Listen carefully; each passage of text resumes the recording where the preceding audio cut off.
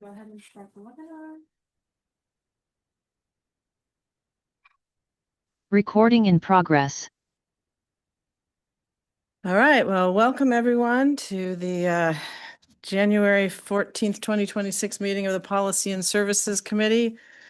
The last meeting of this particular iteration of the Policy and Services Committee. So I know it's been a great year, actually. We've done a lot of stuff and I've really enjoyed you two as colleagues on this committee, and staff has been fabulous. We've moved so much through. So thank you to, and clerk office has staffed extra meetings and organized extra meetings, and deputy city manager, you've really done yeoman's work in managing the agendas this year. So thank you so much for supporting us. Okay, so with that, let's move to, we should call the roll. Vice Mayor Stone, Here. Councilmember Liu, Here. Mayor Vinker. Here. For the record, all are present. Thank you. All right, now let's move to public comment. Do we have any comment on matters not on the agenda? We have no request to speak for general public comment. All right, thank you. So we'll close public comment and move on with our first action item, which is consideration of the frequency for joint city council meetings or policy and services meetings with boards and commissions, youth council, and meetings with boards and commissions chair. So staff, do you have a presentation? Very briefly, yes, just a verbal presentation, so you don't have to turn and look at the large screen. So this item, Chantel Cotton Gaines, Deputy City Manager. The item before you is a referral that came from the full City Council at the end, I believe-ish, of 2024. Related to being able to have more discussions with boards and commissions, as well as the youth commission. So the actual recommendation, as you just stated, is really focused on the frequency of joint meetings between the council and the different board and commissions. Over time, so since we've had this referral, honestly, there's been a few different iterations of sort of testing out things. Previously, there had been some joint meetings between the city council and some of the boards and commissions, and it was a lot of coordination required to do that, or organizing the 7 members of the council as well as the 5 to 7 members of a particular commission. And so a natural next step of that, as we've updated the handbook, has been to have the chair and the vice chair and staff liaison presenting to the city council as an update. So the work plan discussions is really where that has happened over the past year, I believe, a little over a year. And that seems to be a sweet spot where it's not as much coordination related to the board and commissions and the full city council of trying to coordinate a larger meeting of both, but having the opportunity for the board or commission to be able to present to council of things that are going on and hear some of the interest that council has for that particular commission or committee has been really fruitful over the past year. So staff's recommendation in this item is to essentially update the handbook to make that be the norm as a response to this referral, and open to further suggestions from the committee of ways to maximize that. And I know every commission is slightly different. We have some of the commissions related to the Community Services Department that prefer it to be a discussion related to the work plan, and some of the planning commissions prefer it to be slightly different, maybe not so focused on the work plan. But either way, the idea of having the opportunity for the commission to have the airtime with the city council to discuss the work that they're doing as an update, and also as they plan for their work for the year, seems to be a really good opportunity if the commission's interested in doing it. So that is our staff recommendation. We have a little bit of background info in the report, but that would be to update the handbook with that as our recommendation for you. Did you want to add anything? Only to acknowledge let's call it the practical dimension of this, which we did run into in the fall, where given the packed council agendas, we had the work plans actually on consent, and as has happened, this was pulled, and so we will actually have that action item coming back to the council in a few weeks. I think, as Chantal pointed out, it certainly is preferable to have the opportunity for a discussion between at least the chair and vice chair and the council. Unfortunately, it has been as time permits. All right. Well, thank you very much for that. Interesting topic. I think what I'd like to do is, I have a question or two, and I want to see if my colleagues have a question or two.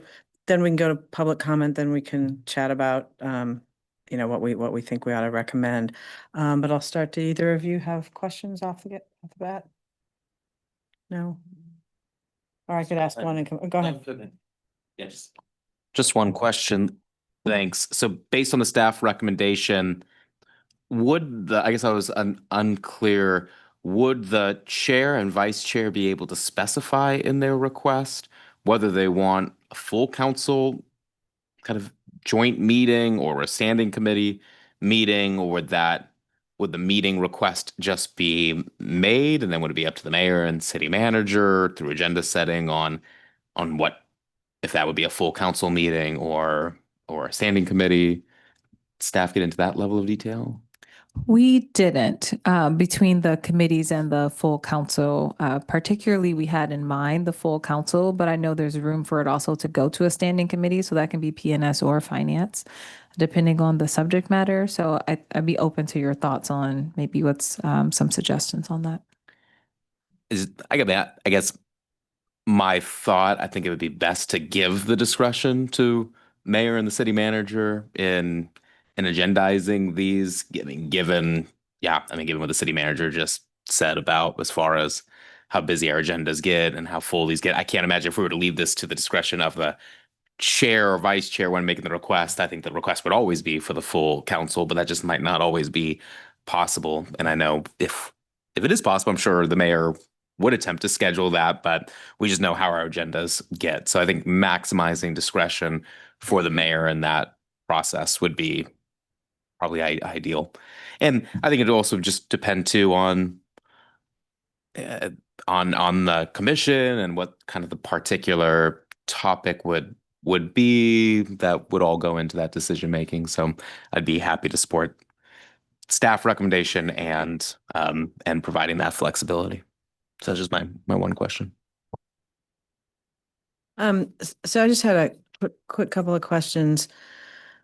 There's a line in the staff report that says, most recently, staff consulted with BCC chairs on whether they would like their work plans to be placed on the city council's action agenda or on the consent agenda.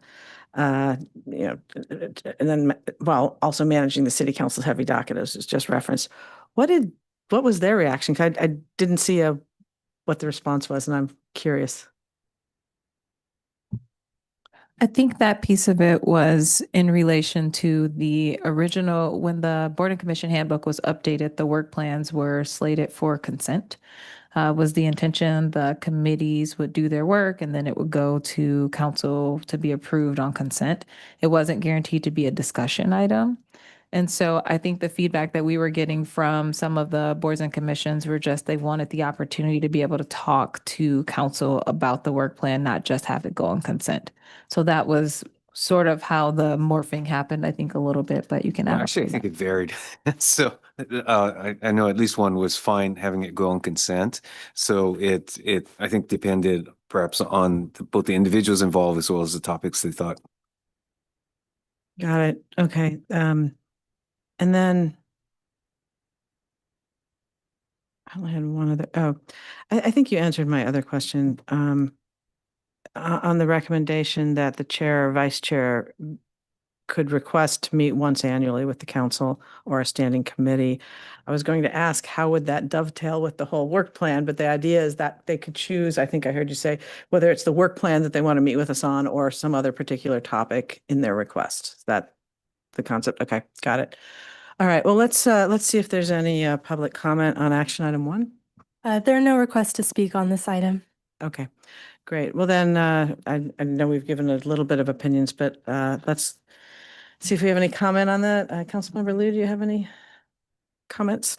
Yeah, I think we do sometimes underutilize our boards and commissions, and I think this is an important topic. From my recent-ish experience on the PTC, there was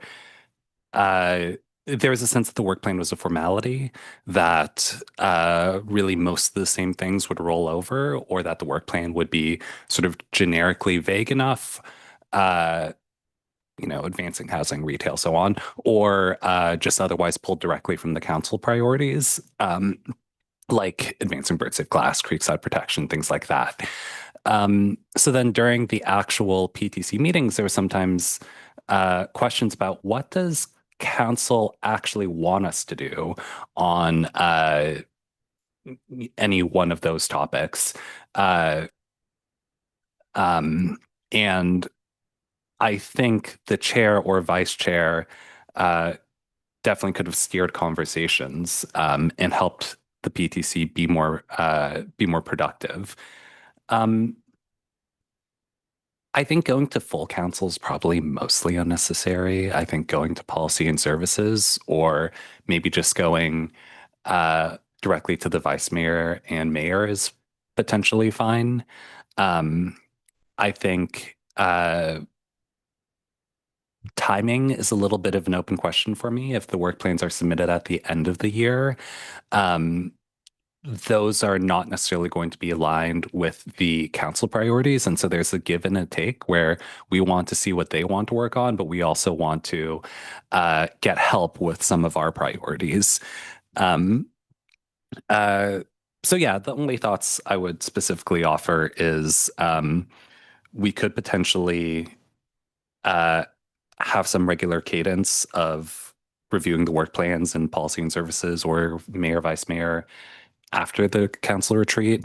And also, I think policy and services is a better default home, or mayor, vice mayor, which might also be easier just because it's off the record. You can, it's easier just to like raise your hand as a board or commission member and just ask a ton of questions. So some thoughts. Thank you. And we can certainly talk about the mayor, vice mayor, but I think what was recommended that it was the chair or vice chair talk to either the full council or council standing committee. But okay.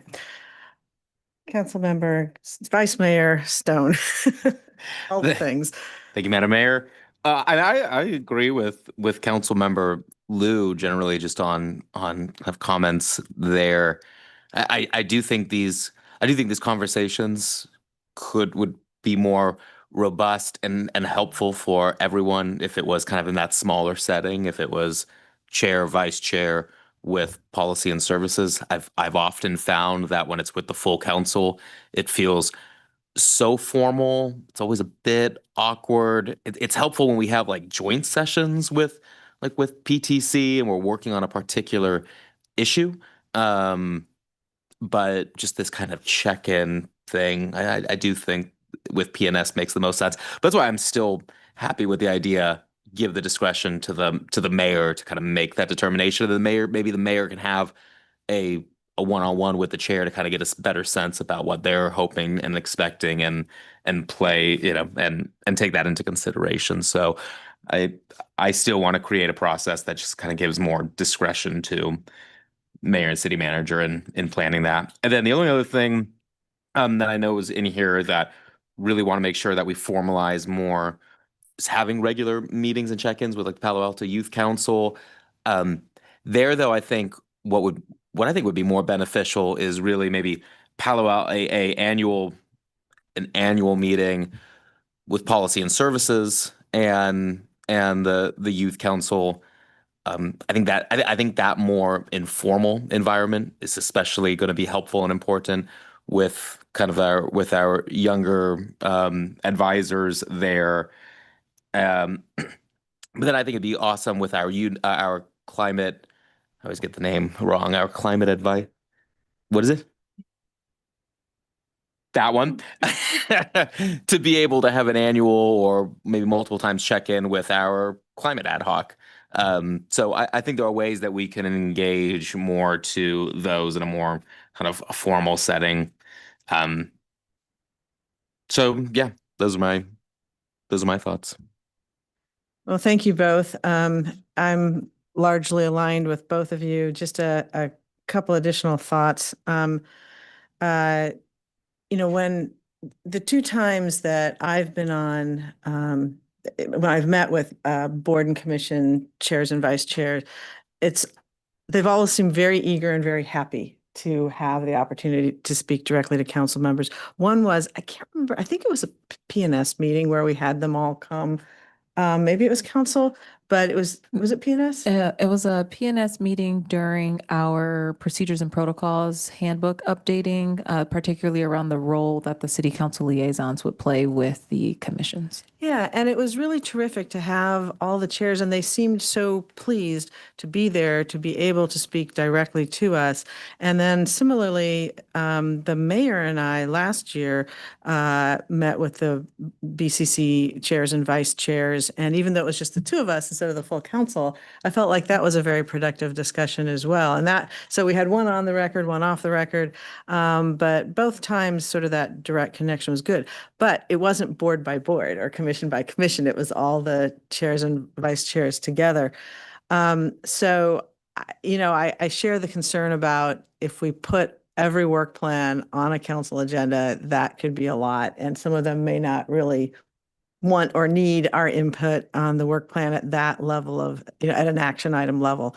So I do like the flexibility you've proposed of the chair or vice chair speaking to the mayor and city manager with a request, because we could talk to them and kind of, I could imagine that if a request was first to come to council and we said, well, we could do that, but it would probably be, 3 months or whatever time period. They might say, well, can I get on the PNS agenda faster? And they might, we might be able to work that through. I could also imagine that the UIC commission might prefer to speak to the finance committee or the climate committee, as you were saying. So I think that, giving them that, knowing that for sure, they at least have that one time per year where they can say, here's where council input would be helpful to our work. Here's where we need more direction or want more personal contact, and to leave some flexibility as to what is the most useful for both bodies, I think is a good idea. And I had written down also the youth council. I absolutely think that we need to have them once a year, like invite them. And I like the idea of PNS because we can probably spend more time and go more deeply into discussion with them and give them more attention. That said, if there's some particular project they're working on that would naturally come to a council agenda, we give them their shot at that too. But I think we need to give them some significant audience, and similarly the YCAB with the climate committee, because I've been wondering what they're up to, right? And we hear from a lot of youth, and I'm always wondering, which youth are with the Palo Alto Student Climate Coalition, which ones are sort of on their own, which ones are part of YCAB, and I have no idea. And so if I know YCAB is there to advise staff, but if there was some way within the Brown Act that we could hear from them, I think that would be nice. I think the outstanding issue for me is this whole work plan thing in terms of timing, because I don't know, for example, the work plans that got pulled recently, was that based on the PNP, or did the chairs of those commissions just say, fine, we're happy to have it go on It consent? was the latter. Okay, so the commissioners were like, we're good on consent, but it was the council members who wanted to talk. I just think that this will be a good discussion to have at full council, because being able to explain that perhaps while the BCCs would like our attention from council, it may not necessarily be for the work plan.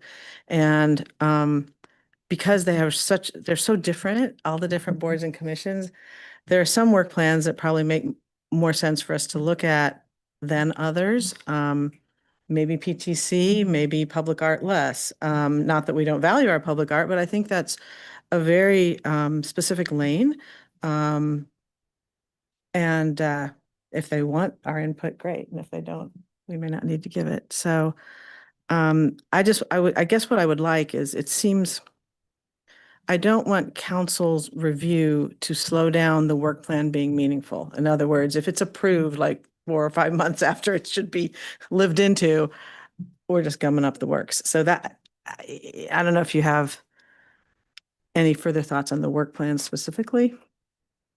Just a small thought in my conversations with particularly the two departments that have the most commissions, which is planning as well as community services department. So Kristen can speak on behalf of her own, but the planning commissions typically are less reliant upon the work plan because their work is typically guided by council and by applications. And so the work sort of happens and the work plan is like, we're going to do the things that we know are coming. Kristen can speak for her commissions, but I think the work plan exercise is a little bit more meaningful for them to set what's coming up. So Ms. O'Kane, I think I will stop speaking on your behalf and let you jump in.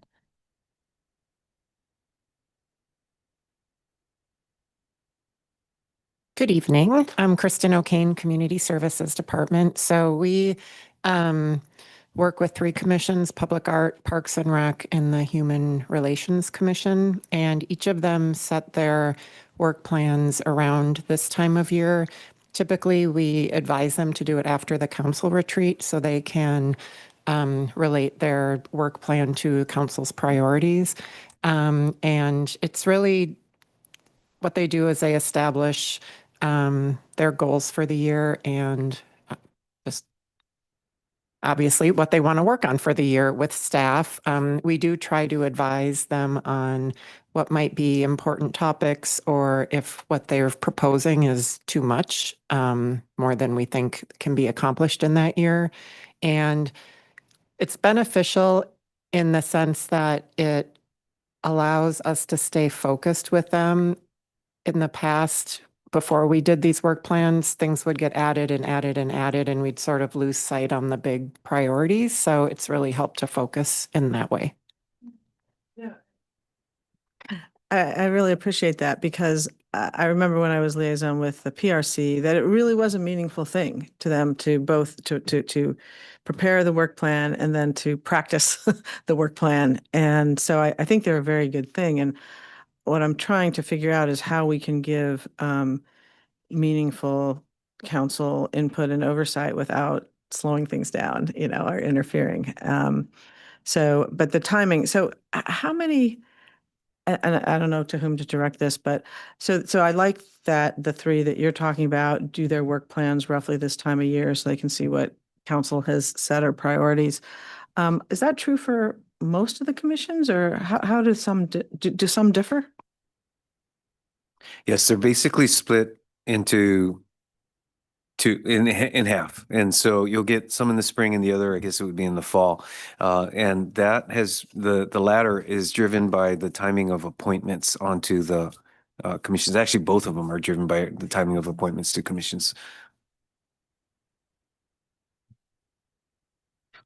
Yeah, so I guess you have to choose. Do you want someone to come into a work plan halfway through being performed?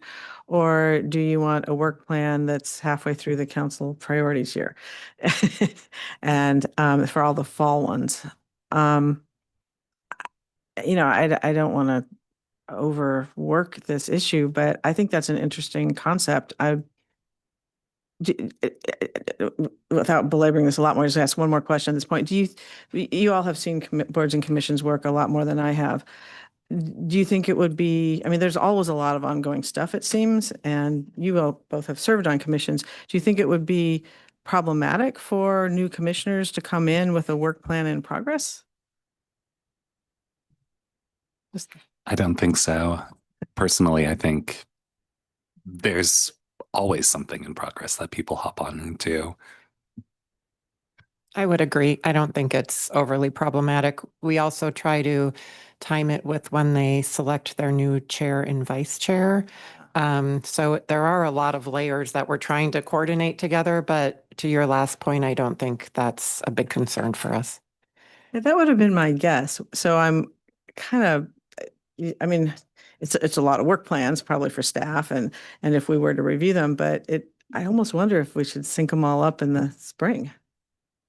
But I think the deputy manager has a view on that. I'm just trying to channel actually Director Layton and remember all the things that he told me. I know that some of the timing actually didn't necessarily line up with all of the CSD commission. So I think the key of flexibility of where you all started from was probably best, of really giving the commissions the ability to base it off of the schedule that they know works best for them. Because the three pieces we tried to coordinate were the recruitment cycles, the selection of the chair, and the work plan discussions. And that's when we realized they're not the same commission by commission. And so we sort of tried to align as many things as we could with like commissions and then kind of go from there.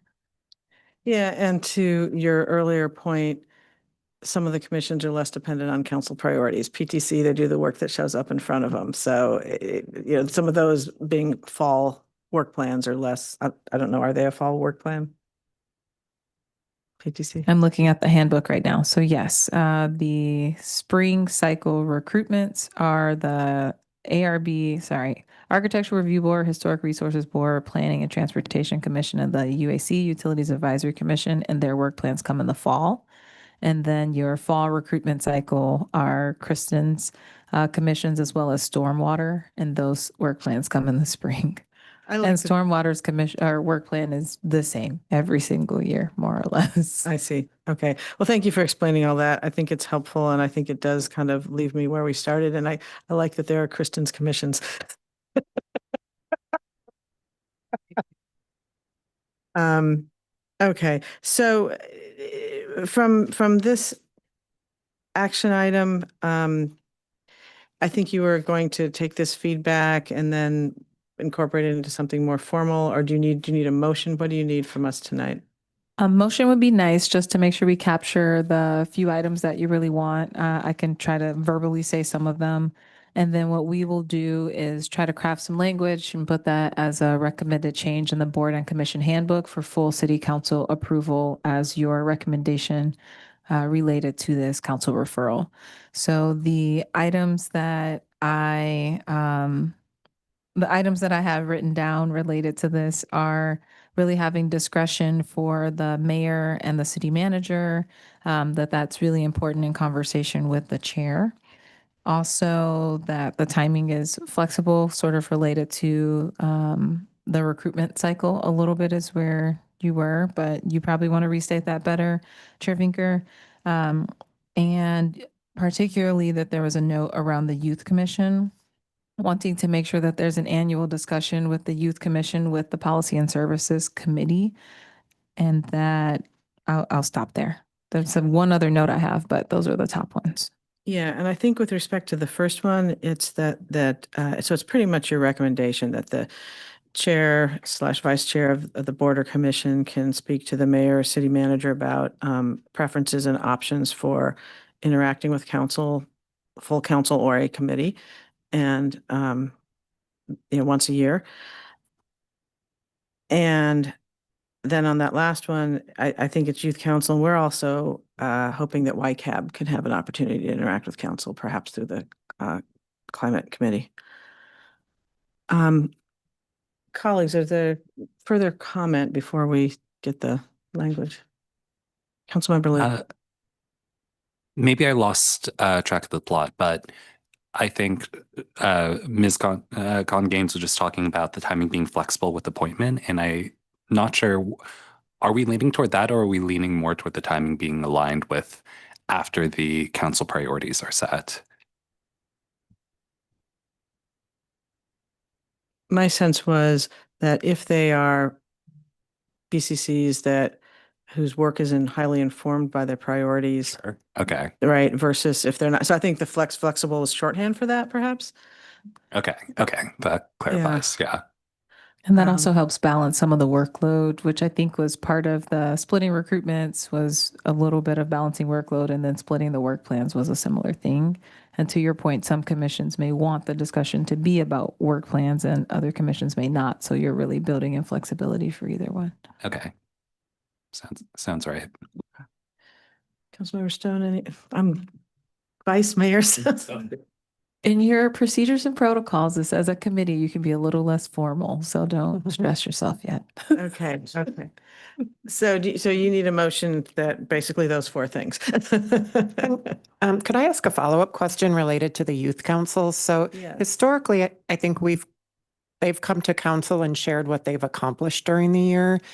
I wanted to understand from you all if you think that's more valuable, or have them come at the beginning of the year and talk about what they might want to work on for the year. Or if you don't have a preference, we can. I have thoughts, but I want to see if colleagues have thoughts first.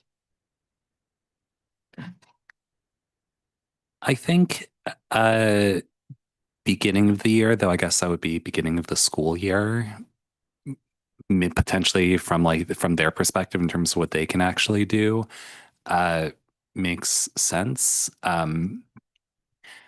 I think every year in our priorities and objectives, there are several things relating to teens, certainly youth mental health, but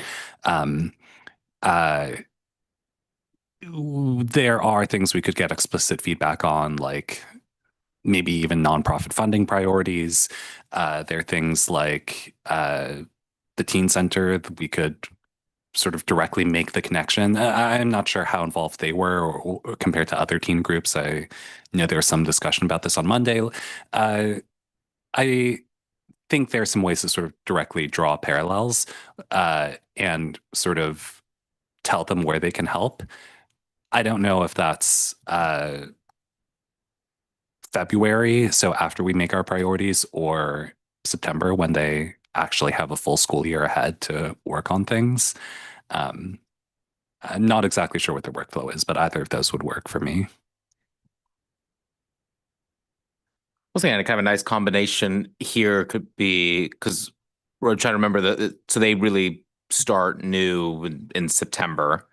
I think that would be a good opportunity as a more informal check-in with policy and services to be able to kind of have that dialogue and to hear what they're thinking. We can share our own feedback, maybe be more responsive to being able to provide resources that might be necessary, and then keep that more kind of formal report out by them to the full council when that happens in May. Because from my memory, that's usually a pretty quick item. It really is more of a report out, and we all just kind of say thank you. And I think that's a good moment for them to be able to be in the chambers and have kind of the pomp and circumstance of all of it. So I could see the policy and services one really being the meatier meeting where we actually really work with them, and the city council one being more of a report out. And I don't think that would take too much time, since that's always something we're trying to balance.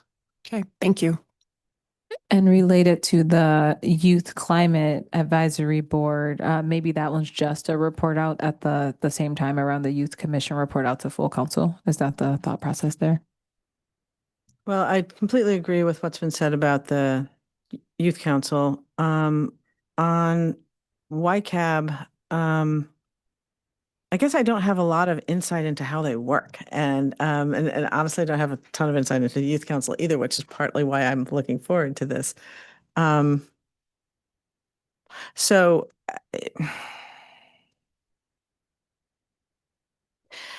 and are both groups appointed in the fall at the start of the school year? Do we know? I know the youth council is. I'm not that familiar with the climate action. I think it's the same. And what I'm wondering is if we could follow a similar start in that, I don't know. I'm thinking they might want to have an initial check-in with the climate committee instead of PNS, and then at the end, maybe the report out's back to them too, as opposed to the full committee, since it's a narrower topic. But or maybe they just start out with the working group. But I do very much like the model of sort of welcoming them in, giving them some contact with policymakers, and then letting them kind of report out what they've done and having kind of that moment. Plus, it would let us know more about what they're doing. So I think that at a minimum, there should be contact with the climate committee in that way. Okay, so I have that as the Youth Advisory Commission would come to PNS for the fall time discussion, and the YCAB will go to the climate committee. How big are these? How big is the youth council in YCAB? How many students? The youth, excuse me, the youth council is about 30. But there's officers. So typically it's the officers who would present and then anyone else who's a lead on a particular topic. I see. Okay, that makes good sense. Okay, so do you have language for a motion or how are we doing? I have some notes typed, but I don't think it's comprehensive. Well, I'll tell you what, if we can workshop them if you want to put up what you have. Okay, let me bring those up. Thank you. And while she's bringing those up, there was a small nugget that Vice Mayor Stone referenced that I wanted to elevate just a little bit to make sure I'm clear on this from the committee. There was a note around joint sessions between council and any board and commission only needing to be scheduled if it was on a particular topic that required it. So I'm not sure if that's something you expressly want to say in your motion to council, but I did want to elevate that note because you brought it up a while ago. Well, my understanding that's been practice, right? I mean, I think that's when we have joint meetings. I don't really. Yeah, it's not very common. So Yeah. I don't think we need to say that. I don't Okay. think we need to say it as long as it's an understanding that that practice can continue. Okay, great. Thank you. Yeah, as long as we do nothing to preclude it, I don't think we should expressly reference it either. Okay, thank you.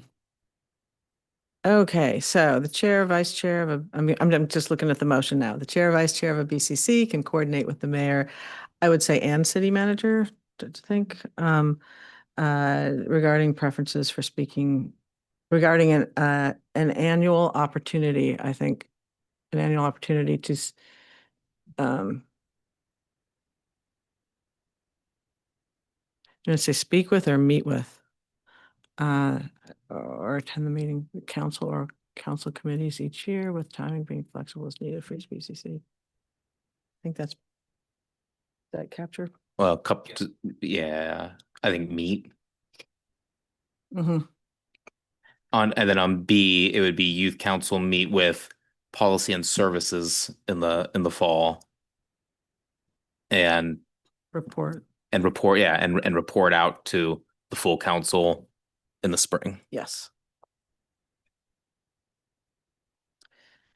And then on C, YCAB meet with the Climate Action Sustainability Committee in the fall. And I don't know what to say about the spring. But maybe you say fall and or spring, and we'll leave it at that. Yeah.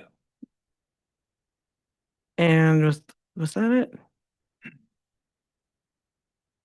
I think, was there any other item? I think the work plans is wrapped into item 1. Yes, I was going to say the item A is really just not specifying the topic there. So I think that's your intention, is it could be work plan or it could be something else, but that's, I think how you have it written sort of captures that, unless you wanted to put I a think- fine point on it. I think this is fine for the motion, and then perhaps the staff report can state the various topics of the meeting, you know, that it could be the work plan or a particular topic before the BCC. Yeah. Okay. And the only other thing on A is that we should really encourage that the default is meeting with the committee. And they can try for the full council, but they may well not get it.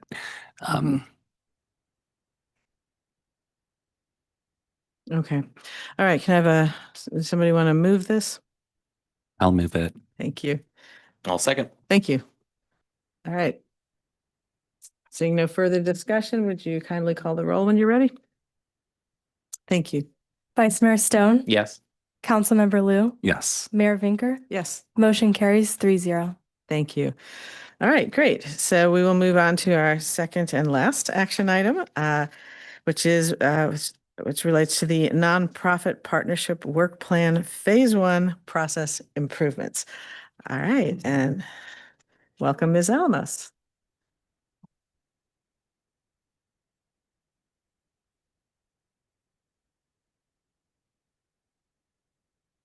While she's getting settled, Ms. Lupita Alamos, Assistant to the City Manager, will be giving the presentation on this item. Great, welcome. Thank you. Good evening, Chair and Council members. Lupita Lamos, Assistant to the City Manager. And tonight we will be discussing the nonprofit work plan, the nonprofit partnership work plan, and the improvements to the Phase 1 process. So to kind of start and give the committee a background of how we got here, in response to the 2022 City Auditor Report on the risks associated with nonprofit management practices, the City Council developed a set of nonprofit guiding principles that would support the implementation and best practices as recommended in the report. So the council then referred the refinement of those principles to this committee back in October of 2024. And those 4 guiding principles listed here are impact-oriented focus and accountability, service alignment, fairness, open access, equity and inclusion, and flexibility for special circumstances. So to address the auditor's report, a nonprofit work plan was identified, which identified these 4 major areas of work listed on the slide.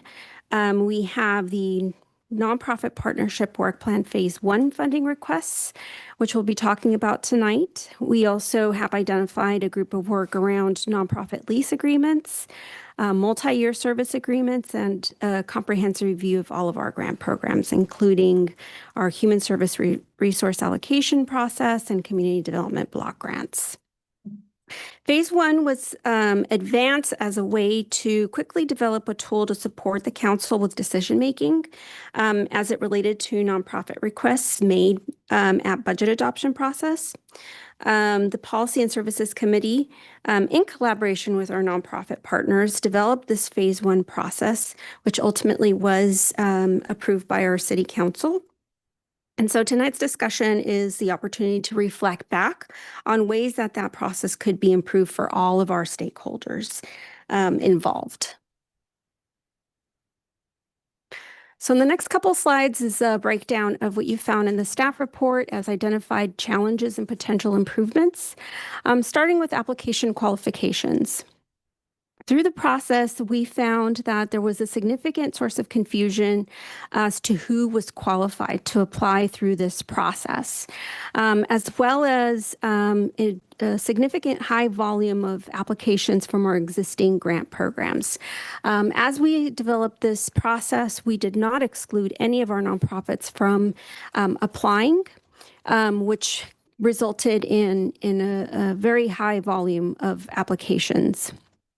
And the challenges in particular were to some of our nonprofits with multi-year service agreements, which would typically address any kind of amendments to scope through that contract amendment process. So one potential improvement to this process would be to exclude our applicants that receive funding through an existing program, such as our HISRAP, CDBG, or Emerging Needs Fund. And any changes that would need to be through those multi-year service agreements that would need to be addressed by the contract amendment process. The other challenge identified was that as we were reviewing the different types of partnerships, there were some council that felt that some of the organizations really fell into this other category that reflected an ongoing support for certain organizations, which we had long-standing partnerships with. And so one of the potential improvements is for the committee to reflect on that proposed category of enduring partnerships and help define what that could mean. In terms of funding priorities, we found that reliance on City Council priorities as a primary evaluation metric proved to be difficult.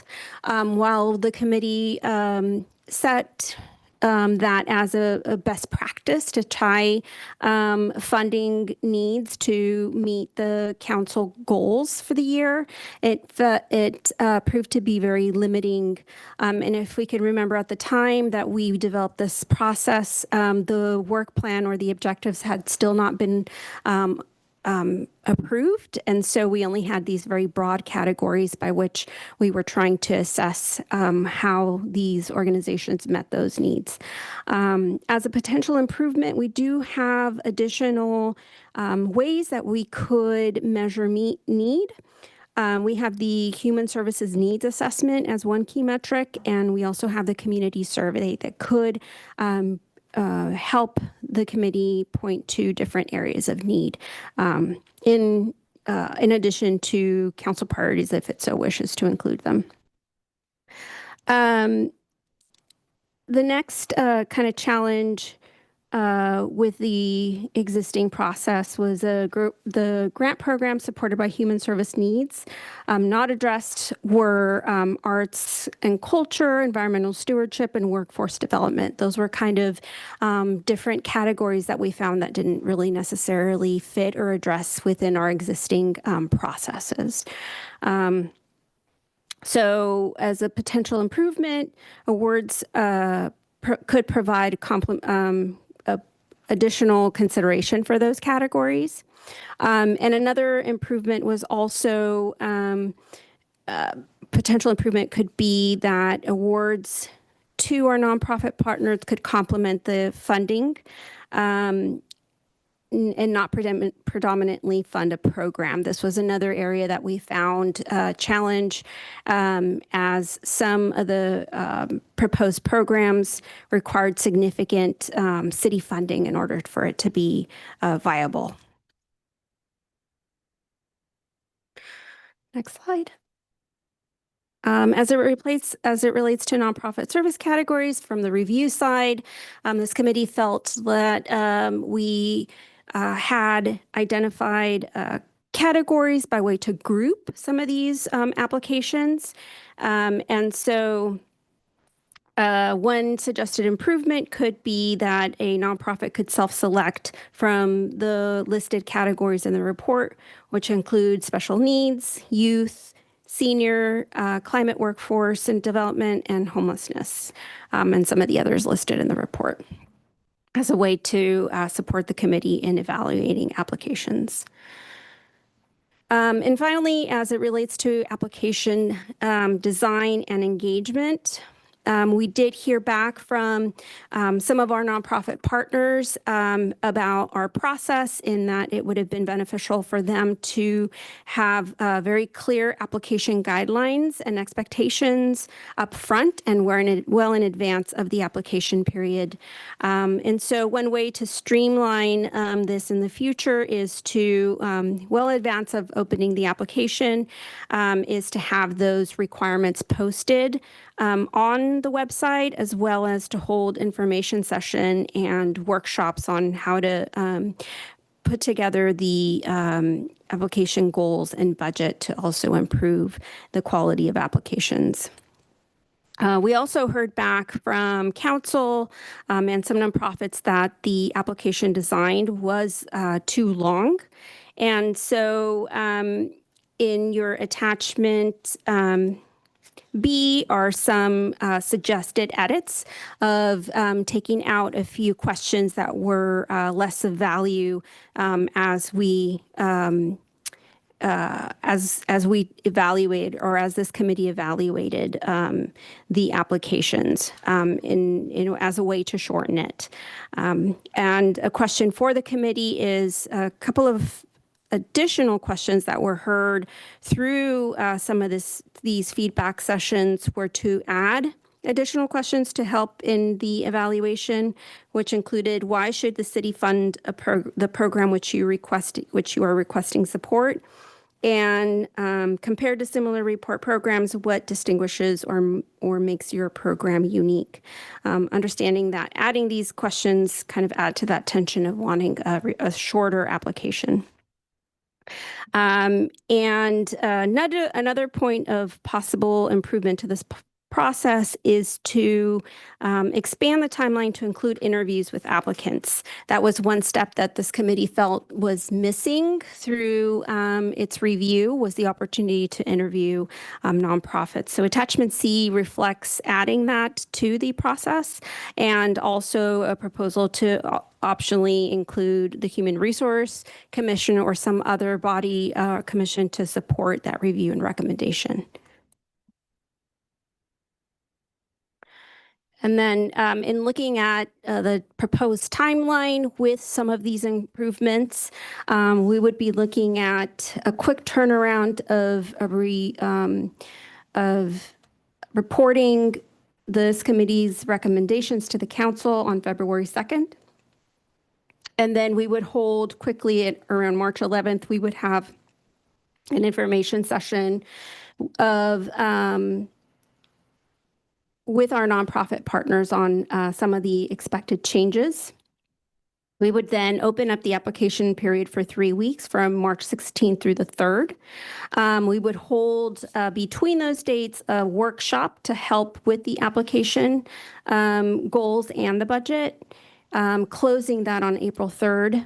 April would then be the opportunity for staff to review those applications and put together a packet for the committee to review. And then in May, we're looking at the Finance Committee to set that goal for the fund. And that would happen around May 5th or 6th for fiscal year 27. And then May 12th, it would be when we would have the application interviews by this committee. And then for June 8th, we would have the Phase 1 award recommendations meeting by this committee for June 15th council approval. So next slide. What we're looking for tonight is for this committee to recommend to City Council the approval of proposed process improvements on the fiscal year 27 nonprofit partnership work plan Phase 1 as outlined in the staff report, and any amendments as discussed by this committee tonight. So if I could, let me kind of bring it up a level. Ms. Alamos has accurately, I think, and comprehensively pointed out, again, feedback received based on the process. That's it. I'm going to ask to take a step back and remember that this was never intended to be a new grant program. It was intended, and I think achieved its goal at providing a consistent and clear way of evaluating the requests that came into the budget. And so ultimately, the question will come back to the council as to what's the goal of this Phase 1 process. And I quite frankly think we run the risk of overbuilding it, depending on how it fits in with, again, that overall goal, and how we might best implement a program based on that goal. So with that, turn it back to you, Chair.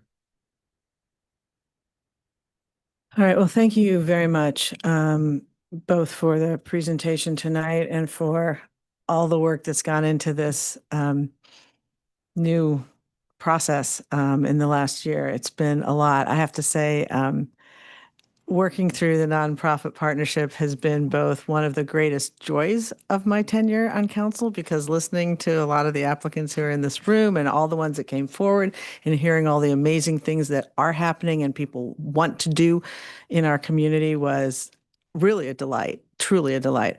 It was also one of the darn hardest things I've done since I've been on council, because we were trying to figure out, both bearing in mind that it wasn't supposed to be a new grant program. We were trying to comply with, audit results and recommendations. And we also wanted to get some pretty cool stuff happening in our community. And it was tricky. And we knew it was going to be iterative. We knew that it was going to be a little bumpy the first time, and it was. But, we gave out money, $500,000 to 17 entities that have done wonderful things for us. And I think we learned a lot and built new relationships. So I'm proud that we went through that. And I'm also happy that we're going to try to refine it because it needs that as well. So just a preliminary thank you for helping us go through this whole conversation.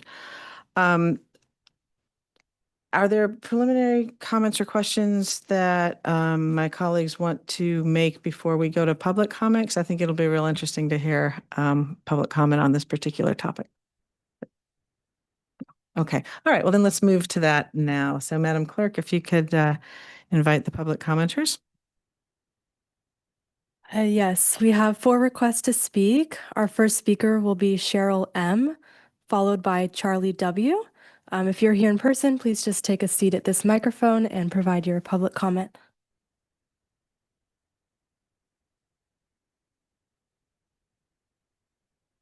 Thank you so much. I'm Cheryl M., and the founder and CEO of Musical Memories Foundation. And so happy that we get to be a part of this discussion. We were one of your startups who was a recipient of the grant, and we just got our funding. So for us, that's awesome. We cannot wait to start actually serving Palo Alto, which we have developed our very first partnership with La Comida, and we are thrilled.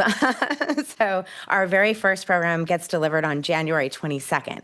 But I did just want to say, because we were in a different kind of category of this grant, we can only just now start our work in the community. So we have so many things that we're going to do, but we only have a very short timeline to do it. So I did just want to bring that up, not as anything we will deliver for you, for sure. But it is something that I was like, as I was worried about it, and I have been worried about it. So it is just, yeah, like I said, just something I wanted to bring up as one of the things that are challenging for your startup in this group. But as I look at the numbers and as I look at what the organization was able to provide as of 2025, I think I came in saying that we had done 20 programs and served about 400 seniors. Today, I am thrilled to say that we have been able to serve 1,497 seniors with 50 programs delivered. So that impact, thank you. We're so excited because now we can start our work here in Palo Alto and really bring some pretty significant programming to your senior community. So thank you so much. Our next speaker is Charlie W., followed by Nicole C.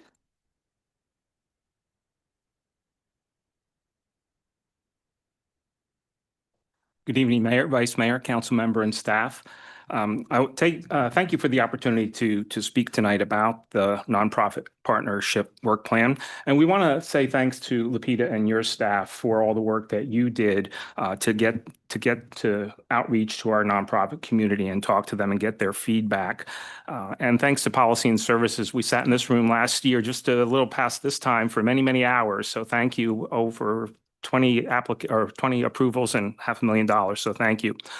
Overall, we heard there was favorable response from the process that focused on defining qualifications necessary for funding eligibility, establishing a clear process for submitting and reviewing funding requests, and outlining the requirements for tracking funds, measuring outcomes, and ensuring alignment with community priorities.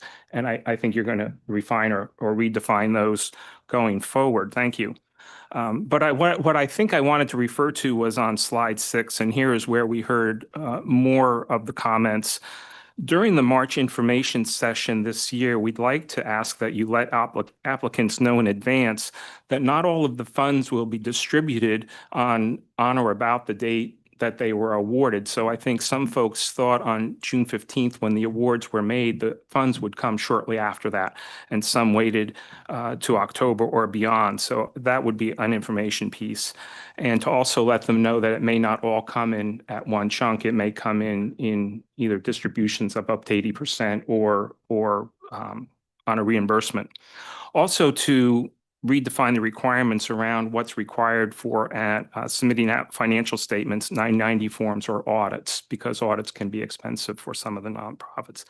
And then we would ask to add dates to the timeline to include steps after June 15th. So after the award, there is a period between June and August where staff is working on putting the contracts together, getting them out to folks, and then there's a period of time that applicants have to redefine or look at program goals and budgets, and then another date in October of when they might expect the money to arrive. So just adding those dates after the June 15th so people understand that it won't be awarded. It's awarded, but it won't be delivered because there's a few more steps. So that's it. Thank you. Our next speaker is Nicole C., followed by Tony H. When the red light's on. Yeah. There you go. A little counterintuitive. Sorry about that. Good evening. My name is Nicole Chu Wong, and I'm here tonight as the executive director of what is now Pathwise. We were Dreamcatchers when I last spoke in front of this committee. And so thank you to many of you for your incredible support throughout our rebranding effort. I wanted to thank the committee and especially Lupita and the staff for the hard work that went into phase one and for being genuinely open to feedback from the nonprofit community.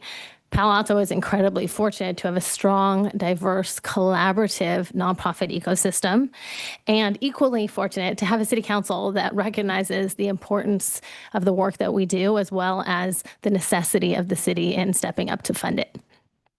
I want to start by emphasizing the importance of adequately funding his RAP. In the most recent cycle, very few nonprofits received 100% of their funding ask, and many, including Pathwise, received closer to 70%. For organizations providing essential ongoing services to Palo Alto residents, that gap is not abstract. It directly affects staffing, service levels, and stability. Ensuring that his RAP is sufficiently funded is critical, particularly if his RAP grantees are specifically excluded from applying for the nonprofit partnership work plan funding source. As the city considers priorities for the nonprofit partnership work plan, there may be value in clearly separating funding intended to sustain core services from funding designed to support new or innovative services that address unmet needs. Innovation is important. We all know that living here in Silicon Valley, but it may be better supported through a distinct funding source with smaller grant amounts and clearer expectations rather than through mechanisms that are meant to support ongoing essential services. This kind of distinction could help address some of the concerns that were raised in the presentation and ensure both stability for long-standing providers and space for thoughtful experimentation and new organization where gaps truly do exist. Finally, I want to emphasize in a collaborative spirit the importance of designing processes that do not pit nonprofits against each other. Palo Alto's nonprofit community is special precisely because organizations support and collaborate with each other to more deeply serve our most marginalized residents. And preserving and strengthening that collaborative ecosystem should be a core consideration of all the work whenever you're considering nonprofit funding sources and the city's involvement in not just determining the grant amounts, but also the administration of that funding. Thank you. Our final speaker is Tony H. Hello, everyone. Just hit the button, please, for the, there you go. I just got a text from Kathleen. She said, be nice, be constructive, be positive. I'm sure I will be. First of all, I'll co-sign almost everything that Nicole said about the community and the new nonprofit community in specific, getting us to collaborate and be partners. It's very, very important. And I'll start as well by acknowledging Lupita and Elena for the work that they do to make it easy for us as nonprofits with the benefit of the funding, then to get that money and work with us. So I appreciate that tremendously. I want to thank you all for I'm not sure if this is the right committee, which is part of my issue here, but to thank you for the HISRAP funding. For us, it's an important part of the lifeblood, and we really appreciate the work that was done to make that work out for us last year. And I'd like to thank you for the nonprofit partnership funding, which I think was the $10,000 to help us pay for star parties and Valentine's Day dance. We did have 70 people in the parking lot at Mitchell Park right before the holidays, enjoying hot chocolate and cookies and some telescopes to see some great stuff. And our Valentine's Day dance is fast approaching. So thank you for that support. Let me take 1 second here just to remind some of you, we're a little different than other nonprofits in that we're a social enterprise. We run an enterprise at Mitchell Park at the cafe at Ada's Cafe. And I think some people come to the sort of evaluation and understanding of that as well. Well, they're a business; they need to do that. They're all fine, but that's why your support is so important, because 50% of our costs are covered by the sales and the catering revenues that we generate. So we still have a pretty significant shortfall that we need to fund. And just to remind you, we operate at no cost to the city's general fund. We pay rent. We clean the pavers and maintain the property in a way that is at what we feel is a pretty high level. And we don't come with any ongoing maintenance obligations the city needs to fund over time. So that's all a great thing. We also provide a tremendous community benefit to so many people, in addition to our team of 42 right now mission-based employees, of which 12 of them are from Palo Alto. I think that over the last 10 years, we've had over 200,000 retail transactions at the cafe. Most of them are, not most, but certainly a large percentage are from Palo Alto residents. So when we think about our benefit that we create, it's not just the mission-based employees, it's what we provide for the community, and we're delighted to do that. So what do I really want to say here in addition to saying thank you for all this? I guess I would jump on the bandwagon of certainty of funding. I mean, we've been here for 11 years. We're going to continue to be here. For us to be able to know what we're sort of in for and what we can budget for on an ongoing basis would be extraordinarily helpful for us. Your time is up, sir. If you could just complete your sentence. Yeah, I'm ready to conclude. To say that if this is the evolution of the emergent needs funding program, which I think it was, which gets to my little confusion about what this is about, but I think that's what it was. In a couple of cases, we had broken equipment that we needed funded. That seemed like an emerging need, but that didn't qualify. We've had furniture busted by vandals at night and even actually during the day. And this is furniture that we have. I bet if I went down there now, there would be unhoused people sort of visiting furniture and taking advantage of that. So I guess just understanding the criteria so that we don't get our hopes up about what could be funded and what's not. But again, thank you all for your effort, your time, your work. We greatly appreciate it. And we'll see you at ADA's. Thanks. Bye. Thank you. That concludes public comment for item 2. Thank you, Madam Clerk. And see, we get a reminder of what I was referencing earlier, that it's just terrific to hear from all of you. It's just buoys me in the work we do to hear about, and you can just see each of you bring such a passion to it too. Anyway, it's inspiring. So thank you. Colleagues, who would like to comment first? George isn't even looking at me. George. Sure. I only had a few things. I really appreciate the continuous engagement from the nonprofit community, especially at this stage. Getting the feedback is really useful. I was trying to brainstorm and think about how not to pit nonprofits against each other. That's hard. Would welcome ideas from the committee or staff. I think there's something to how our funding amount, for better or worse, is somewhat uncertain each year. So it's not like people are competing for a specifically limited pool. We can stretch, and maybe we can also make that clear or otherwise have some messaging to that effect in our information session. On eligibility, I think we firstly need to clarify exactly what the restrictions will be, and also talk about potentially expanding that. I am sympathetic to the idea that we saw several organizations that otherwise receive funding from the city have some special event that they were interested in that was ultimately worth funding from our side. So I'd argue for expanded eligibility. But if we do exclude people from certain grant programs, it'll be important to be very clear. If you've gotten donations from the city, if you have subsidized space from the city, I don't think those would qualify as grant programs, but would still be a pretty important source of city support. So making that clear and potentially asking applicants or just directly sourcing this for our own evaluation in terms of what other funding people get from the city already would be useful.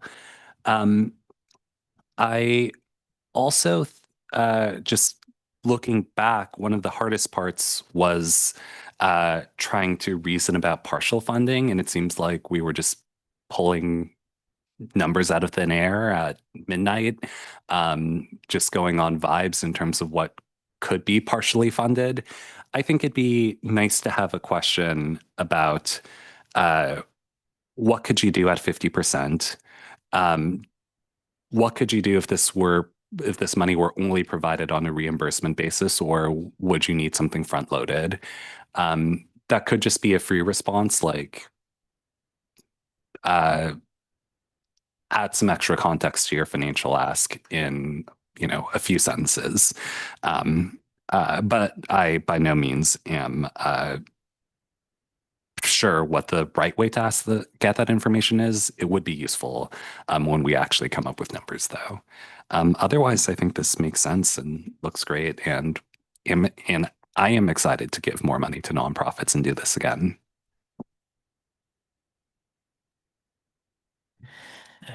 I completely agree with Councilmember Liu, and especially on the partial funding. I think that's really important to get that information. But I want to follow up with something that the city manager kind of cautioned us on, because that's my big fear here, is that this was never meant to be another grant program. I think we need a deeper policy discussion if that is the intent. And I worry if we do this a second year, that from the perspective from the nonprofit community is that this is an ongoing grant process, and this is another HISRAP, another CDBG, another emerging funds, and we're never going to be able to stop that. All right. And it's just kind of like any other type of kind of government program like this, that once we start an entitlement program, it's almost impossible to be able to end. Of course, this is not, but I think that's the best analogy I could come up with on the spot. And I don't see how the problem is I don't really see how we kind of get around that. I mean, can you maybe remind us, how did we get here last year? Was it just finance committee said, hey, we've got some extra dollars, let's open that up to nonprofits? No, it was actually through PNS, where again, recognizing that we have this assignment to try to rationalize how decision-making was occurring. It was staff recommendation, ultimately with the PNS committee, to develop a framework through which to do it. And that was ultimately what we worked through. If you want to step all the way back, there are a couple of pieces to it. One, again, in the prior year was the one-off requests that came in that finance struggled with, and ultimately the council struggled with, to say, how do we evaluate this request for $250,000 against smaller requests from other organizations, some that were ongoing, some that were one time, and so trying to put some rationale to that. The step even before that was the HISRAP discussion on should more money go to HISRAP in order to meet the needs that have already been identified within existing categories versus something else. And that was ultimately, I think, never really concluded for any greater funding. Yeah, I mean, I've always been a big supporter of expanding funding to his wrap. I think that is where we should continue to maintain our focus. I think his wrap is where nonprofits can see greater stability. Generally, the HRC does a pretty good job at trying to maintain funding from year to year. I think this process was a bit of a mess. I'm glad we're making some improvements to it, but I think we're just kind of creating another mess. Um, so I agree. Anytime we're giving more money to nonprofits, that's great. I just think there's a more sustainable way of doing it rather than kind of creating this new process. And I completely agree with the city manager by formalizing and even more, we're adding on to that. Does the mayor want to add on before I go on to another point? Yeah, thank you. I just wanted to, yeah, because I think it's important to kind of have the context and framework in which we have the more specific discussion. And thank you, city manager, for that context, because that is just how I remember it too, except the very first step. I wasn't involved in the first his wrap conversation, but I was on the finance committee when we and at council were fielding one-off requests, and there was almost this sense like some people had the secret handshake and others didn't, and we didn't know what to do with this. And then we had this audit that came in to say, hey, you need to have a unified, fair, transparent, equitable program or process so that there is no secret handshake or whatever. So there's a tension between our long-term partners whom we value deeply and have enhanced this community a lot, and we want them to be able to have year-over-year planning.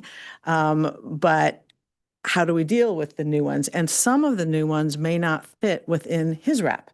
So it could be that there are non-human services unmet needs that we want to have a process to fund. And to me, that's what this was supposed to be, the gap filling.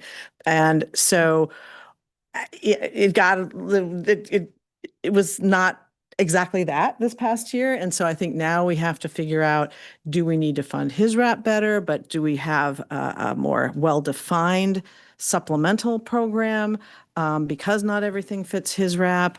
How do we do it in a way that's more predictable, both for our community partners and for council members as we're trying to make budget decisions? This is going to be a tough budget year. So anyway, I think that context is really important, because I think there are very good reasons we started this program, and I for one would like to see it continue, but I think it needs to be much better defined both in scope and process. Yeah, I agree, and I think that comes back to Councilmember Liu's point as well about if you're already receiving money from his wrap or other city grant programs, that you're then kind of precluded from this, but not. I agree with what your point was as far as rent and other kind of more supplemental support from the city should not preclude. But yeah, and that. So I agree. We're trying to address a really tricky issue that's challenging to do. I think part of it is I don't think the expectations were very clear last year for the nonprofit community. It was kind of really seen as, here's this additional money, and it would have been terrible for any of them to not go for it. So I think by creating these better standards, I think we can help. I also think we can shrink the pot here and expand at his wrap. That would be able to be able to help. But I do think kind of the way we sort of went about it a little bit, which was a kind of a more trying to give as much money as we could to as many applicants, was not in the spirit of at least what I kind of originally thought that this was going to be. Yeah, it looks like George wanted to, so I can stop there.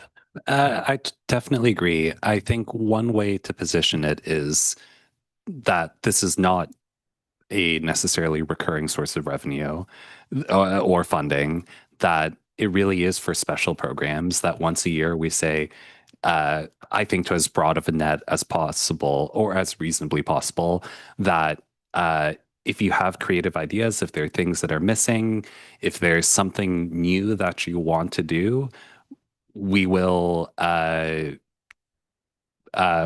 you'll be able to fill out a very quick application and we'll take a serious look at it. I think it makes sense that in a tight budget year, maybe none or almost none of the requests get funded. Maybe in a different year, the quality of ideas or the quality of or the amount of funding goes up and we can fund a substantial number of things. And there's no sense in which nonprofits are competing against each other, for example. I think there's almost something advantageous to the fact that the funding for this program is dynamic, that that people should not set their expectations necessarily for ongoing funding, and we should focus ongoing funding on those other programs you mentioned. I want to chime in on this. I think that this is sort of almost gap funding, and programs that don't fit under other categories. And if we're not doing enough under the other categories, we should enhance that so that there can be some more predictability by our partners. But this was, I mean, if we look at the very first guiding principle for this program, it was to that we were to prioritize unmet needs. And if there's a nonprofit that's like, you're not doing this, and this seems important, and we have the wherewithal to do it, I think those are things we should look at. We just didn't have a process to do that before. So that was the effort, was to figure out, you know, if there's an unmet need and it doesn't fall under one of our existing programs, that we have a once a year way to look at it and go, wow, we should do that. We should make room for that. Whether that then grows and evolves into one of our other categories, fine. But I think we need to have some way of fielding the requests that come to us that don't fit neatly in other categories. If they do fit in other categories, then we need to make sure that to the best of our ability, in a financially responsible way, we fund them, because we get marvelous things in this city from our nonprofit partners. So I think that's where I kind of start philosophically. But there are a lot of just practical questions as we try to live into this. And one is, sort of what you were alluding to on, how much do we have to spend year to year? And I guess I'm not necessarily looking for an answer to that question tonight, but what I would like some of staff's thoughts on is, if this program persists and it's the Policy and Services Committee that are, administering it, what is the interplay with the Finance Committee? Because it was quite awkward this year. We worked so hard. We got a number, I thought, from them. We worked so hard to meet that, to be good colleagues, and then we get to the final decision and they change the number. So like we might not have had to be here quite so late. We didn't really feel the ability to do that because we're not the ones that are as closely monitoring the budget as they. And I'm not saying it was inappropriate at the end of the day, but the process was strange. So do you have recommendations as to how to navigate that? Well, the cleanest way would, of course, be to have a number that's agreed upon up front. And again, as I think was the intent, to have PNS make the specific recommendations within the dollars available. What I would acknowledge that we staff did, or maybe it's just collectively, but occurred that made that much more difficult, was that the funding that was set aside was actually funding that had previously been allocated to specific nonprofits that was ending. And I don't think there was clear agreement or even awareness of that ending status for many, if not most of those funding allocations. So we would certainly want to be very clear up front what assumptions are going into the budget as to nonprofit funding that is part of the baseline recommendation. Thank you. I appreciate that. And I think that makes good sense, because it's also got to be weird for the nonprofit partners who sat here with us so long and watched us deliberate that things just changed at the end. So I think we need to do work up front so that that does not recur. On the partial funding comment, and we discussed this before, and so I completely agree we should seek information from applicants on that. And the way I've typically seen it done in other grant programs where I've been in a similar seat is that you ask the entity either in writing or during an interview, which I agree we should definitely wrap that into the process. You know, if you weren't to receive the full amount you request, you know, what amount allows you still to do this program, or what could you do at different amounts? And then, you know, it can feel a little like gambling. I don't like that aspect because I think, oh, if I say less, will they give me less? But if you don't, we might not be able to. If we don't think giving you 70% of what's asked for, you're going to be able to do anything, then it's an all or nothing. So I think it's really just allowing for, if we can't cover everybody, can we still help in some way? And I think, you know, asking, not us setting out in advance, but asking the applicants if they want to offer a, you know, I could do with this much, I could do this, but I would like this amount to do this full thing. I think that's a good opportunity to learn more. I absolutely concur, and I suspect we all do, staff and colleagues, with Mr. Wyden's comments about the timeline and adding the steps at the end and letting people know. It's all part of our effort to be more transparent and clear and concrete about this whole process.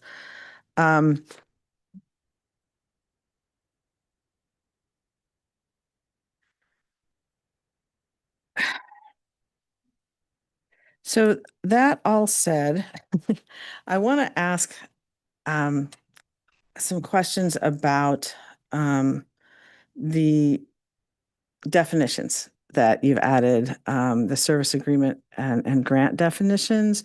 And I appreciate this as an effort to name and respect the different types of relationships that different entities have had with the city, either in longevity or, you know, nature. And I do think that we can't fit every, I mean, we need to customize this to some degree. But I was hoping you could talk a little bit more about the categories you have here and how we would use them. So for example, you know, you've mentioned a couple times this enduring partnerships idea. I'm not super clear on how that's different than the multi-year service agreements, for example. And then I see the one-time service agreements with a couple of partners that have been longtime partners. So I'm just confused with the service agreement two categories and the enduring partnerships. And I ultimately what I'm driving at is, do we really need to have that much delineation? And if so, for what purpose? Thank you. I think ultimately this is about having clarity on how we enter into these agreements and defining the relationship. And notably, the nonprofit audit did point to some process improvements around that. And through the years, we've had a different organizations that some originally started as a city process or city program, then evolved into a nonprofit organization implementing and taking that on. And so I think it's about kind of making it clear and solidifying those relationships that have kind of been from year to year into what we're defining as a multi-year service agreement. So if this is a service that is ongoing, let's say as was tried to do with this enduring partnerships definition, then perhaps the relationship has to be formalized through that process, whether it's creating a solicitation or acknowledgement of of that service so that there is that predictability and knowing that this is the scope of services that is expected. This is what this nonprofit can expect for the next few years. And then any edits or changes in scope should be addressed through amendments to those. So that would define our multi-year service agreements and create clarity around that. The issue is that in the past, some of these multi-year service agreements, for example, Neighbors Abroad had a multi-year service agreement and would then come to council requesting additional funding for a new program. So instead of addressing it through the service agreement amendment, it then creates this kind of shortcut of coming to the council instead of addressing it through the contract. And so keeping that process clear, I think, would avoid some of those issues. For some of the one-time grants. Excuse me. I was going to ask a question. It looks like the city manager also had something to say. Yeah, just really in terms of back to your initial question on the distinction between the multi-year and the enduring partnership. I think Ms. Alamos in the staff report basically just trying to convey the feedback from council. To your point, I think I don't know the difference, and so really is a discretionary decision on collapsing that. Should we ultimately decide that having categories is valuable, to collapse those two into a single, and that would distinguish multi-year versus 1 year, and we could back up the workflow to reflect however the council is interested in having those structured and periodically reviewed and renewed. Mm-hmm. Yeah, thank you. Because I'm not, quarreling with the multi-year thing. I think that's actually helpful to both of us. But is the distinction that you see between like Neighbors Abroad and YCS, just to pick two, that YCS doesn't have a contract? Is that and so is the idea of putting down the multi-year service agreements that if you do have one, try to get it all wrapped up in that and don't come multiple times? Is that what are we doing? Yeah, once again, I think we're trying to channel the discussion that happened in the last budget cycle. And to your point, accurate to say YCS, environmental volunteers, do not have multi-year service agreements, or actually that's even debatable. I think in the case of YCS, it was ending a 3-year, I think it was, agreement. And so, another way to handle the situation would have been to treat it as a multi-year agreement and evaluate it on that basis. Yeah, no, I appreciate that. I think that what I'm getting at is, you can have a contract or you don't or whatever, but it's if there's this ongoing relationship, because every entity named under the multi-year service agreements and the enduring partnership are ones with whom we've had long relationships, very good ones.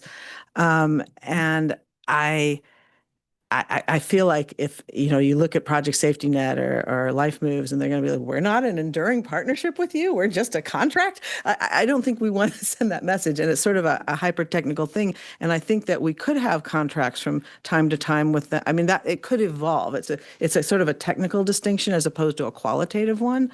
And so I'm wondering if we just want to have, I don't know, enduring relationships with all of them, or multi-year relationships, or ongoing entities we have ongoing relationships with. But I think that really what we're trying to get at is sort of the streamlining and predictability on both sides. So just as we should be predictable about what we can do and what the process is, I think that asking people to kind of get all their asks in at a time so that we can plan is helpful as well. So I like the thinking here, but I'm not sure we want to draw that, only reserve that enduring partnerships for a couple. And then could I just ask specifically, the UNAF and Magical Bridge Foundation, they've both been partners for a bunch of times, but is it that the specific project was just a one-time project? Or, I mean, I think we've had years with each of them as well. I think Magical Bridge was this was the second year. And so this would be a good example of an organization where we now want to formalize that relationship. This had not been the case in the past, and this was kind of a new organization that came on. And so that would be the appropriate process. And UNAF, I believe in the past, we were just doing facility support, right. co-sponsorship, and banners, but not necessarily providing funding for the program. So this was also, I believe, the second year that they were receiving something of that magnitude. Okay, and so when I'm asking about the import of these titles or labels or categories, are we saying that these service agreements, like the multi-year and the enduring partnerships, that those go through finance and not through this program, or what's the import of these?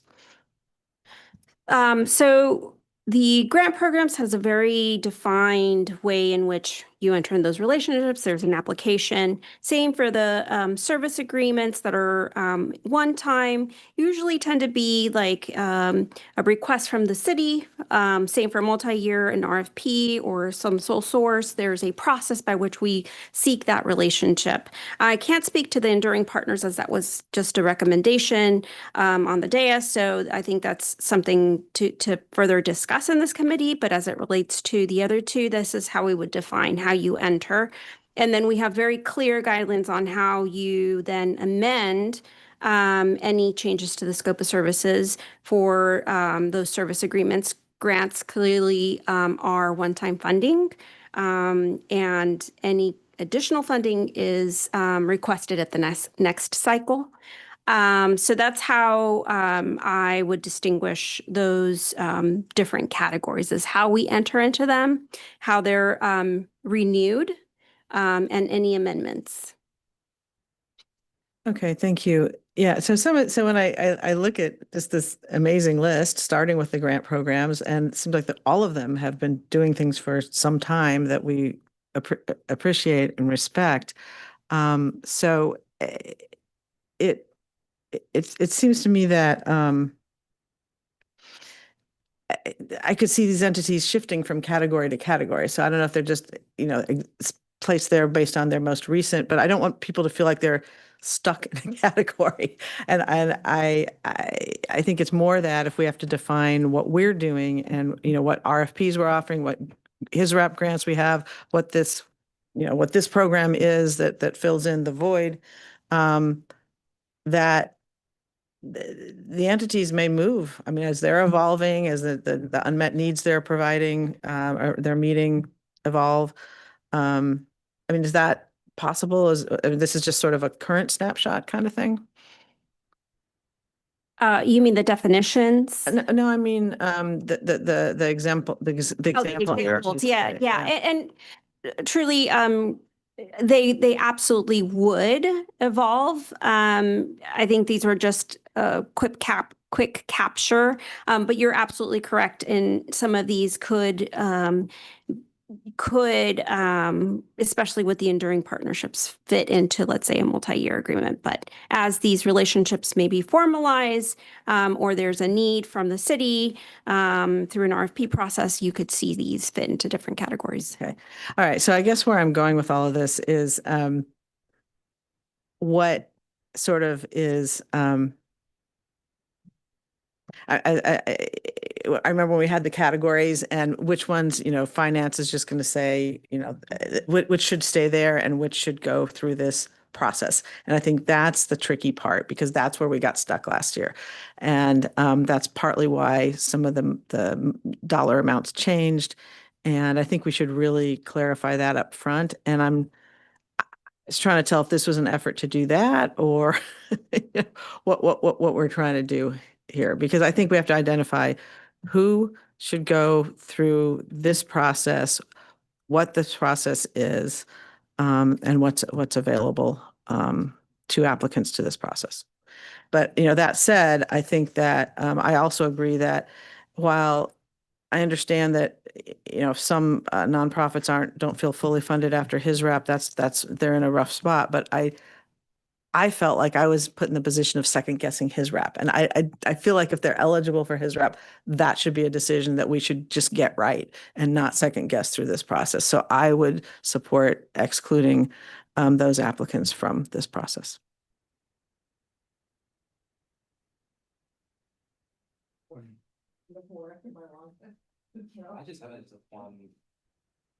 Just one thought. I know it adds a step, but I think it might be helpful to have kind of the first batch of applications go to the HRC, to have the HRC vet and then make a recommendation to this committee. And my thought on that is the HRC is really the commission with the experience in doing this work with his rep and CDBG, and they have the more, I think, holistic understanding of nonprofits in the community. What do the various nonprofits do? What are the needs?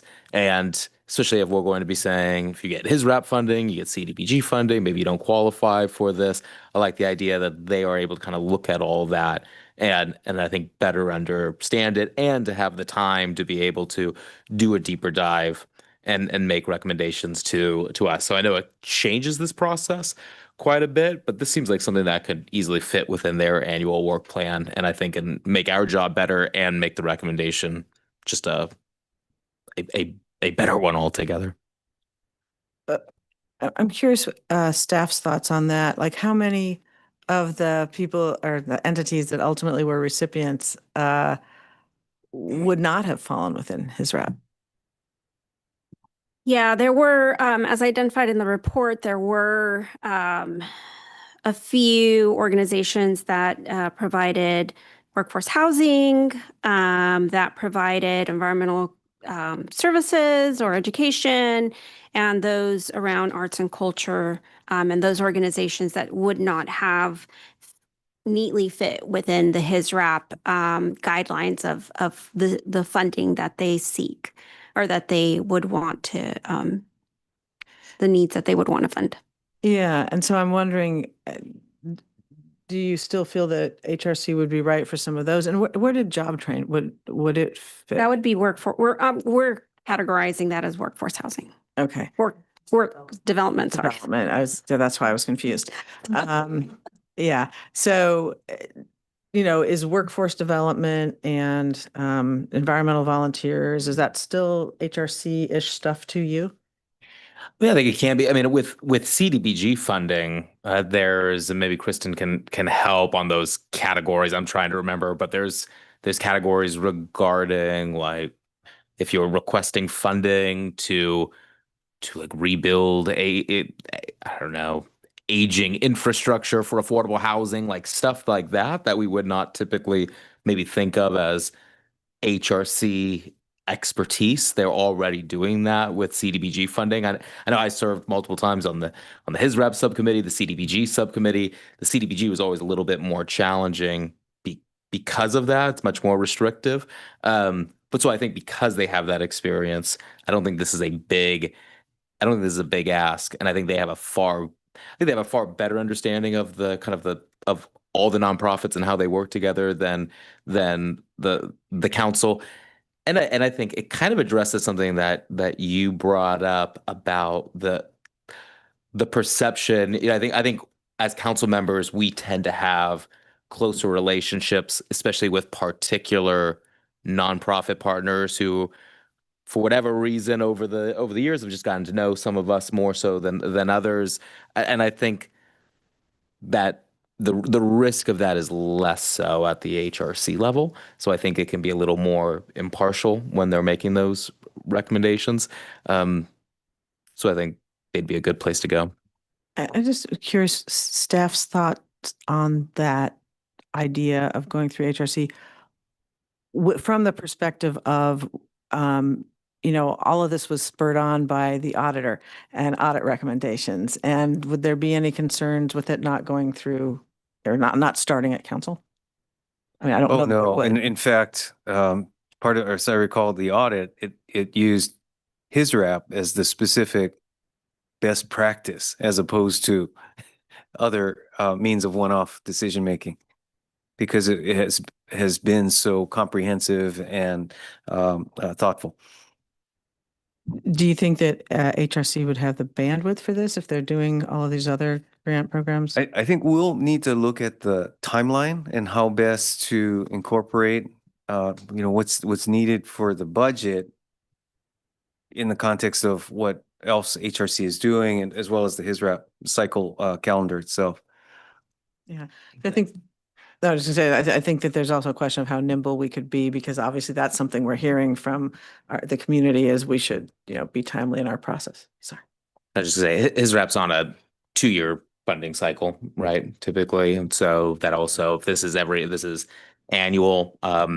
And the way at least the HRC did the work when I was there, I think they still do. They kind of would separate these into subcommittees. And so the ultimate time that the full commission has to dedicate to it, even if they had all three of these, even if these were happening at the same time, which I remember his rep and CDBG never did. I think they'd be able to manage it. And I think there's a general sense that his rep and CDBG are really the primary kind of responsibility of the HRC. And I was just, in their kind of priority setting meeting last week, and they were recognizing that as well. And so I think if this were to be something to add to it, that they would really prioritize this work. So I think it's something that they could definitely take on, and it would not be asking too much of them. I think that makes sense. Last year, I was a little bit reluctant. I was thinking, how would you weigh Neighbors Abroad versus an arts program versus homeless services or something? But I think with the scope of eligible applicants proposed here, I don't think there's anything too far out of the wheelhouse, and maybe the timelines get pushed back a little bit because of that, but maybe the HRC could also just hit the ground running and review things at some point in April. So we wouldn't even have to delay things much, if at all. Yeah, it's the idea is really growing on me, partly because just efficiencies, because if they're, hopefully the process could be before one entity that's already familiar with, first of all, has the landscape of what else we're doing, what else we're funding, because we were always looking like, oh, is this one funded by how much? They would be doing all of that. They would get to know the applicants. And I think it just kind of makes sense, because they could see, they could have a common thought process that's applied to everybody, as opposed to maybe HRC has one standard, we have a different inadvertently. And I mean, obviously there's different criteria, but I mean, just in terms of how we evaluate it and look at it. I don't know. I wouldn't want to slow it down, but I'm not sure we would have to. And that's what you would want to look at, I guess. Exactly. Yeah. Okay. So given that, then in terms of action tonight, we wouldn't know that. So what are your thoughts? Well, this will be a little tricky, but my basic thought is that we should do a little more work and bring it back to the committee. What's tricky is it'll be a different committee, but a different committee that did not live through this past year. That's the hard part. Yes. Because I think we all know that, much as we, wanted to do the right thing, that it was rough for everybody. And we want to make it, a lot, good things came out of it, but we need to improve it. So, Yeah, it's tough, but I suspect that's the workflow that would make the most sense, because we've got a lot of pieces we need to try to align in order for you, ultimately the council, to see it as actionable. Yeah, and I think that this has been a good discussion in the sense that, the thoughts from the public commenters, from staff, from the staff report, from my colleagues, I think we've all sort of evolved in our thinking as to how best to do this, and reminding ourselves of why we're doing this, and how it fits in with other city programs. I mean, we took a big step last year to deal with these sort of one-off requests and try to craft a process, but it needs more crafting. Okay, is there any I'm sorry, I'm just skimming back through the staff report to see if there's anything that we could do as a preliminary. But yeah, I think we're just going to need more information before it's ready to go to council. So do we just continue the item basically? Okay, any more thoughts, comments? No. We've had such a good year. We're really going to end on a continuation. Really, we've done so much in this committee. But thank you to public commenters. Thank you to staff. I guess we'll wrap up this item and future meetings and agendas. Not my problem. Not my problem. I was gonna say, are you really looking for this information? Yeah. So once the new committee is assigned, so hopefully that will be soon because the next meeting is February 10th, and we'll have the agendas ready to go. Tentatively, we have a few items set for that day, one related to Senate Bill 707, changes to the Brown Act. Another is related to the seismic ordinance, if that one is ready. And then also another item that I actually can't even shorthand the name of it. So I will fill you in on that one. It has to do with some economic benefits redevelopment stuff. So, Well, thank you. It's been a privilege to serve on this committee. It's been a privilege to serve as chair. I think we all collectively did some good work. And so thank you. And with that, we're adjourned. thank you.